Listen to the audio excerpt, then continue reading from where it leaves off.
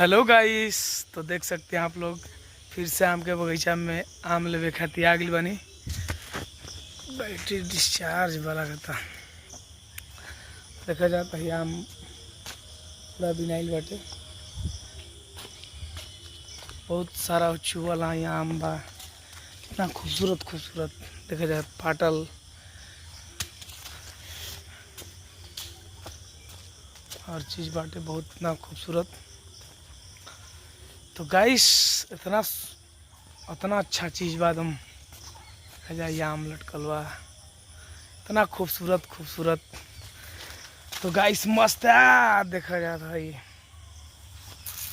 इतना मस्त मस्त पेड़ के बगीचा कितना खूबसूरत लागता मस्त एकदम। ये देखा जाए एकदम नीचे नीचे कुल इतना शाम का वीआईपी एकदम मस्त। ये देखा जाए आम टूटल बाटे ये लंगड़ा है। तो ये सब लंगड़ा आम बा। बहुत सारा क्वालिटी के आम बा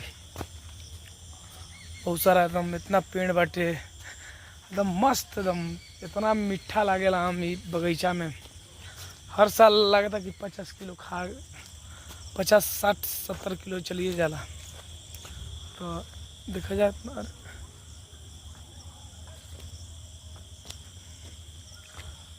में लगता टूट गई बा।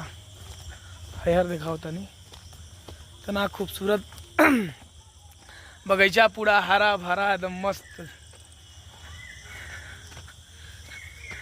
देखा जा एक स्वादे ये आम का अलग बा। देखा जाए हई आम बा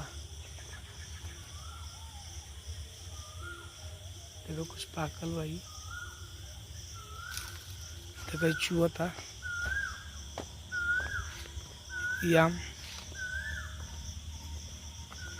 पेड़ में ले चुअल बा। आई देखा जा बहुत खूबसूरत चीज़ देखा जा आम इधर भी बा बहुत क्वालिटी का। इतना बढ़िया यार बगीचा बा देखा चला जा मस्त फर्स्ट क्लास का आम का भगवान बा। देखो तो बिना धोले धावले तो कितना गथरल बा।